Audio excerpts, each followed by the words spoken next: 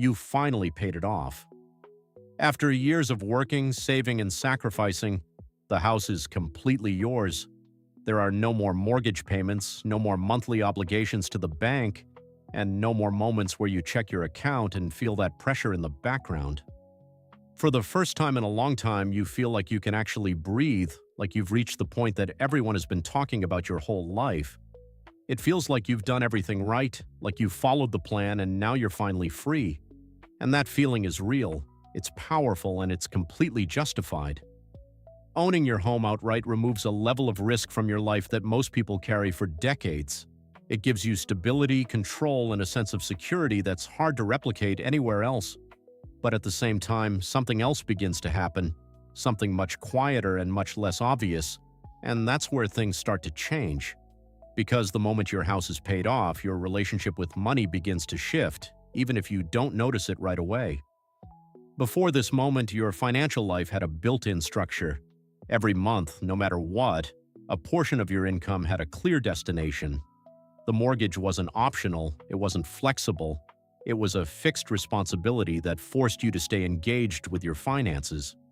You had to think about your money, you had to plan around it, and in many cases you had to push yourself to earn more just to stay ahead. That pressure, even if it didn't feel good, played a role. It kept you focused, it kept you aware, it kept you moving forward, even on days when you didn't feel like it. And over time, that kind of structure builds discipline because you don't really have a choice. You either manage your money properly or you feel the consequences of not doing it. But once that payment disappears, that structure disappears with it, and most people don't replace it with anything. There's no longer a built-in system telling your money where to go, no automatic obligation forcing you to stay sharp, and no immediate consequence if you become a little less intentional. At first, this feels like a reward, like you've finally earned the right to relax a bit, and in many ways, you have. You stop worrying about deadlines, you stop checking your account as often, and you stop thinking about money with the same level of urgency.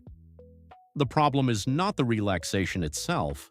The problem is what happens when that relaxed state becomes your default. Without pressure, most people become less precise with their financial decisions. They don't plan as carefully, they don't track as closely, and they don't push themselves in the same way they used to. It doesn't happen overnight, and it doesn't feel like a mistake, but slowly their financial behavior starts to drift. At the same time, there's another shift happening that's even more important, and that's where your money actually is. When you were aggressively paying off your house, a large portion of your income was going into something that doesn't produce income in return. Your house may increase in value over time, but it doesn't generate cash flow. It doesn't send money back into your account every month, and it doesn't compound in the same way that investments do. It simply holds value, and while that might sound safe, it creates a hidden trade-off.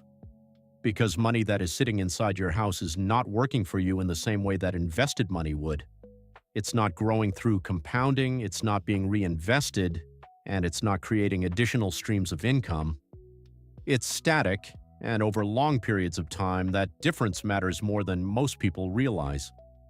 To understand this better, imagine two people who earn the same amount of money and have the same level of discipline. One of them decides to focus entirely on paying off their house as quickly as possible, putting every extra dollar into the mortgage until it's gone. The other takes a different approach, continuing to pay the mortgage as scheduled but consistently investing the extra money into assets that can grow over time.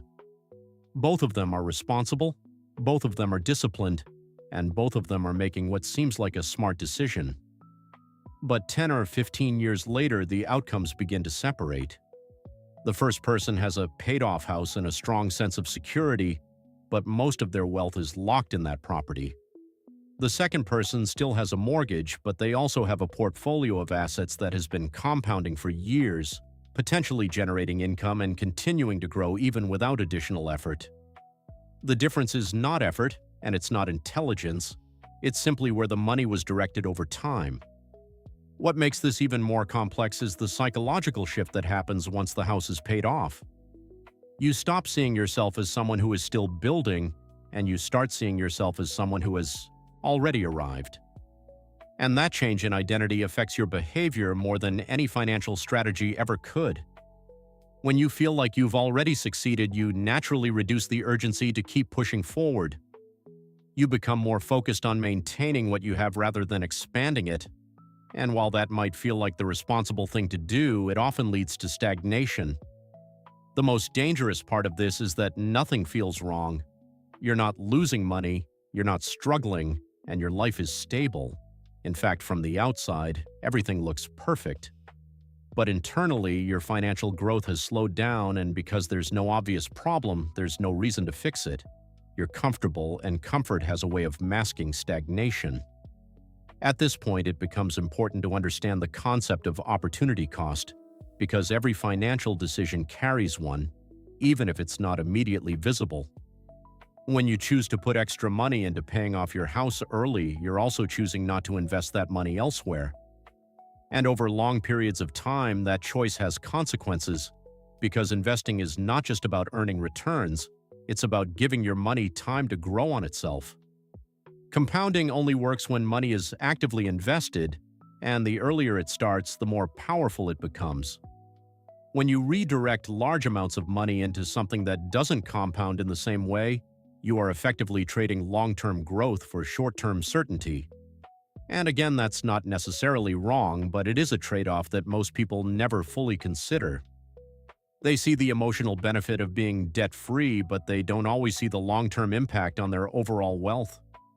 This is where the difference between comfort and growth becomes very clear. Paying off your house early is primarily a comfort decision. It reduces stress, increases security, and simplifies your financial life. Investing consistently, on the other hand, is a growth decision. It requires patience, discipline, and the willingness to accept uncertainty in exchange for potential long-term gains. Both approaches have value, but they lead to very different outcomes. After the house is paid off, most people experience three major changes, even if they don't consciously recognize them. First, their sense of urgency decreases because there is no longer a major financial obligation pushing them forward. Second, their money becomes less directed because the structure that once guided it is gone. And third, their rate of growth slows down because they are no longer consistently doing the things that created growth in the first place. People who build significant wealth tend to approach this differently. They don't focus solely on eliminating debt as quickly as possible, especially if that debt is low interest and manageable. Instead, they focus on where their money can be most productive. They look for opportunities where their capital can grow, generate income, and create additional options over time. They understand that a mortgage can be a tool, not just a burden, and they use it strategically rather than emotionally. This doesn't mean that paying off your house is a mistake. It means that treating it as your primary financial strategy can limit your potential if it's not balanced with other forms of growth. True financial freedom does not come from simply owning things outright. It comes from having income that continues to flow regardless of whether you are actively working or not. A house provides stability, but it does not provide income. And without income-producing assets, your financial independence is incomplete. You may be safe, you may be comfortable, but your ability to grow and expand your lifestyle is limited by how much you can personally earn. In the end, the goal is not just to eliminate payments. The goal is to build a system where your money works for you, where your assets generate income, and where your financial future continues to improve over time, even after you've reached major milestones like paying off your house. Because the truth is, that moment that feels like the finish line is not actually the end of the journey. It's the beginning of a different phase, one where the decisions you make matter just as much, if not more, than everything you did before. And if you understand that, if you recognize the shift and adapt to it, you can avoid the stagnation that traps so many people and continue building real, lasting financial freedom long after the house is already yours.